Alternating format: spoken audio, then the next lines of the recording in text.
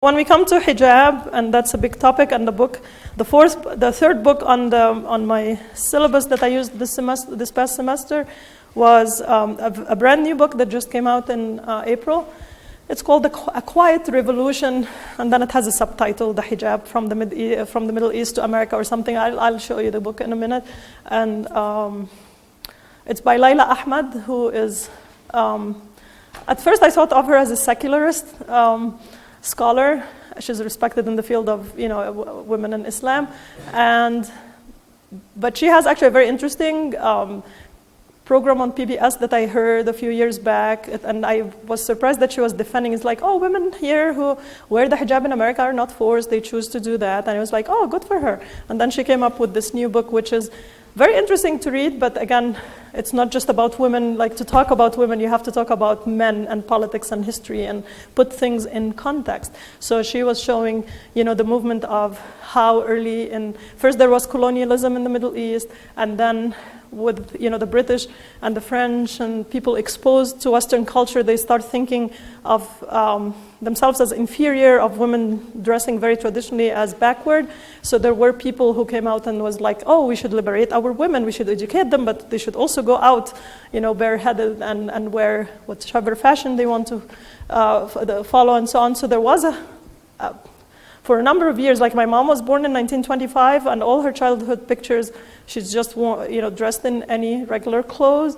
And by the time she was in college in the 40s, she was dressed in very, short skirts right under the knee, no sleeves, and so on. So this was the fashion of the urban women, educated urban women at the time in Egypt, and probably in several other Muslim countries, Lebanon, probably Morocco. I don't want to overgeneralize, but I know Egypt as a fact. And even Afghanistan, I've seen a part of a video that showed that in Afghanistan, early in the 70s, women were all, in the urban centers, again, very fashionably dressed. And then by the 70s, people start realizing, why are we doing this? We can look good and be modest. And with education and girls finding out that the Quran gives them lots of rights, they felt that they need to go back and become more modest. And it gave them more authority in public space, actually, so that they wouldn't be harassed. So if a girl, Ola is a young person walking around Cairo dressed the way she's dressed, people are less likely to harass her or say like a fresh comment than if she was dressed in, tight jeans and a short cropped T-shirt and so on. So it became sort of an empowerment for women that they want to go back and dress modestly. On the other hand, sometimes students would ask me, or especially not my students usually are a bit afraid of me, but I mean, if I give public talks or something, like, do you have hair? Do you, what do you do with your hair? And so on. Yes, Muslim women do have hair. They do take care of themselves. They're supposed to look good at home. And my husband is easygoing and usually doesn't, criticize anything I do. But like, I remember one time we were visiting in Cairo and it was very hot, and I don't know how I looked, but my brother comes in and say, why do you look like this? Go put on some makeup. And so it was my brother, who was like not happy with the way I looked, not my husband. So I said, it's hot, and my husband doesn't care. And, so like within, the family, like you're supposed to look your finest, and even if you're dressed in black on outside, in public, people do look pretty inside their homes. And in Saudi Arabia, where the image of women is all dressed in black, if you go to their parties, you'll find them dressed in Chanel and whatever, expensive French and American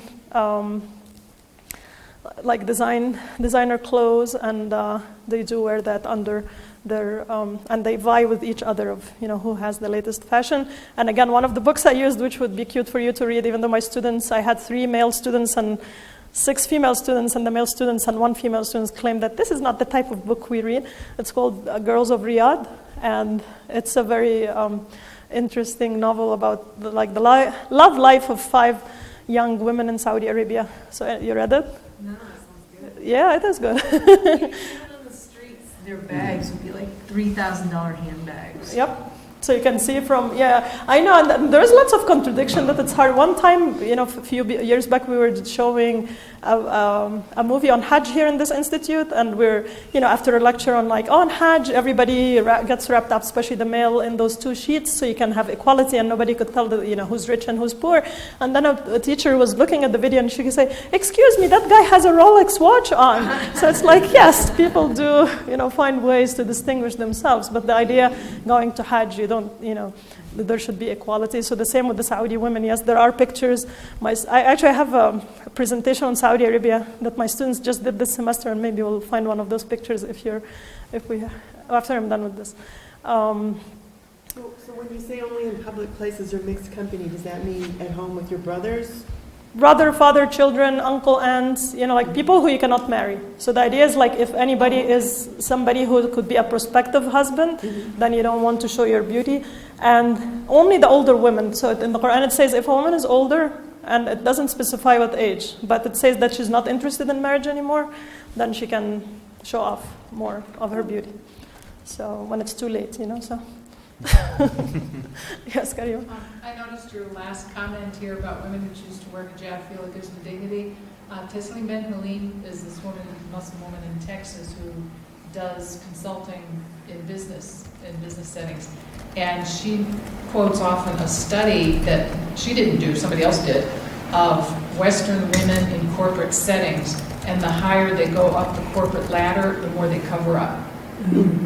So you've got your secretaries less covered and your CEOs way covered if they're women. Right. And there's the business suit, which has like long pants and a long jacket usually. And this is not to attack anybody or feel anybody is comfortable, just explaining why women who resort to covering would do that. And I wasn't born with a covering, of course, so I chose to do that at one point.